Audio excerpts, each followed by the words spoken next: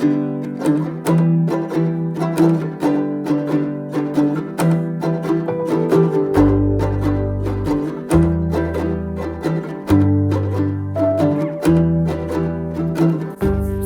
from southwest Utah, where I was working for the Forest Service over the summer, I decided to capitalize on one of my weekends off and escape with the goal of seeing something beautiful. Cruising through the basins and over the ranges, and barely missing a summer thunderstorm or two, I arrived just outside the park in the town of Baker, Nevada, where I grab a quick bite to eat and then head west to find a free, nearby BLM campground where I can spend the night.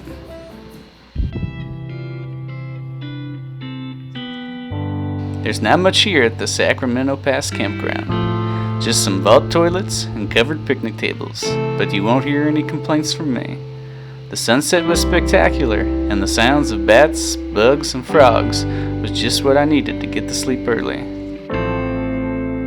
As soon as that sky darkened, I climbed into my old Ford and hit the sack. Gotta wake up early, 'cause tomorrow's gonna be a big day.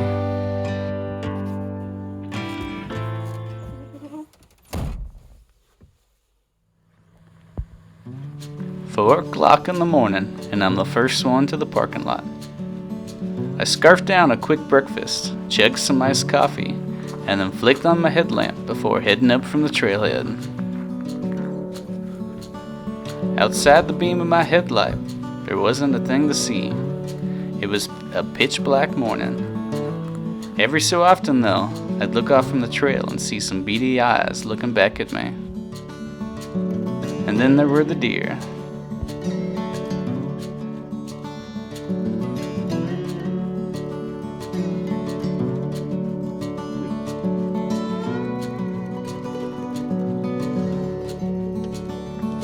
I continued onward and into the morning. It wasn't long and there was a smidge of shine in the sky. And then not long after that, there were colors in the east.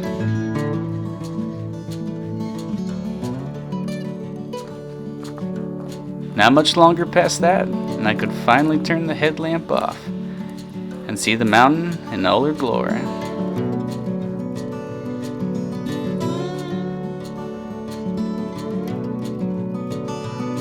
With every step forward, everything around me just kept getting more and more beautiful. And waking up early and being the first on the trail really has its perks. The animals aren't spooked off yet. I kept hiking up and up as the mountain in front of me stared me down. It's a 4-mile hike up to the top, and so far it's been an easy grade and on mostly smooth trail. I know that isn't gonna last though. The farther I go up, the more rocky it gets. My goal, though, is to make it to the tree line before the sun crests the horizon.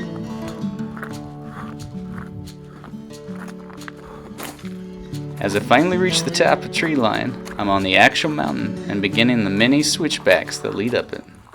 It's here, as I crest over the ridge, that the sun finally greets me. And boy, am I glad to see her.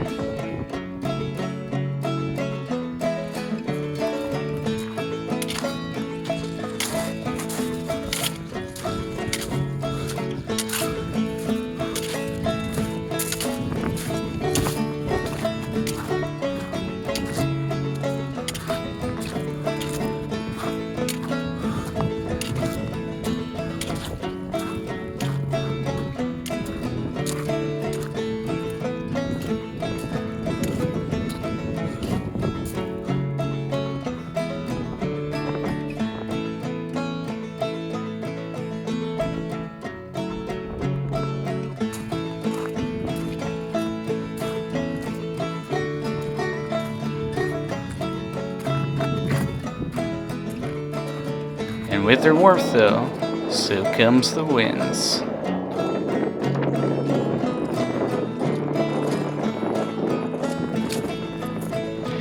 It was about here the altitude started to catch up with me. Between the high elevation and the steep terrain, my pace really slowed. Before I knew it, I had to take a quick breather about every 100 feet or so just so I could catch my breath. Didn't stop me though. I was determined to make it to the top. and at around 7:30 a.m., with lungs that felt only half full, I finally reached the top.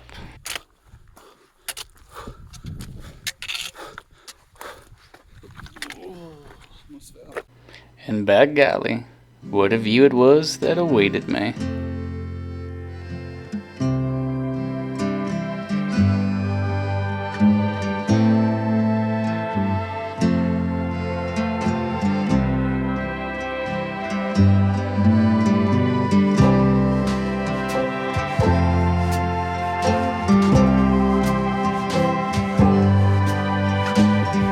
Now, Wheeler Peak is the second highest point in the state of Nevada at 13,065 feet.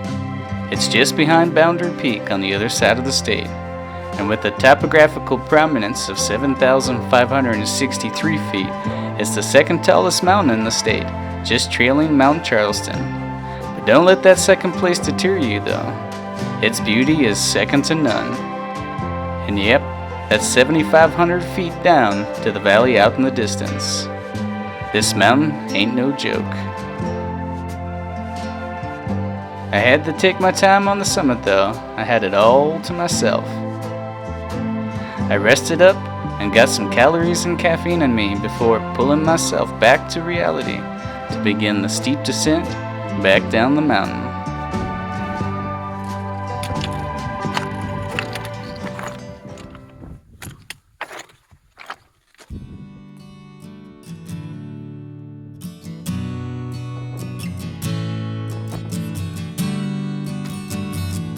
Step by step, I take it easy going down slow, trying to be as gentle as I can on my joints. And it wasn't until I began my descent that I started to see my fellow hikers as they made their way to the top. Another perk of starting well before the break of dawn. And with the sun heating the air though, the winds really got to whipping, so I was glad when I made it back down the tree line. It wasn't that cold, but the winds can really dry out and burn the face.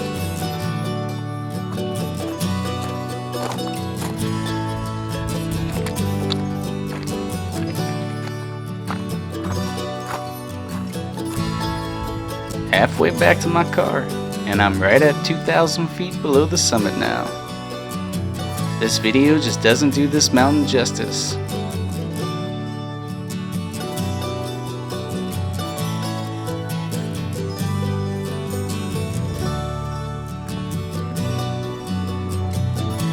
What was a black tunnel in the morning is now a charming thicket of aspen, with their leaves ever so gently waving in the wind. And what took me just over 3 hours to go up, I went down in just 90 minutes, and that's without any kind of pace in mind. But I arrived back to my car, my spirit as high as it's ever been. I crack open a celebratory beer while I kick off my boots and let my feet breathe. I sip on the beer for a while, as I sit amazed on the experience I just witnessed.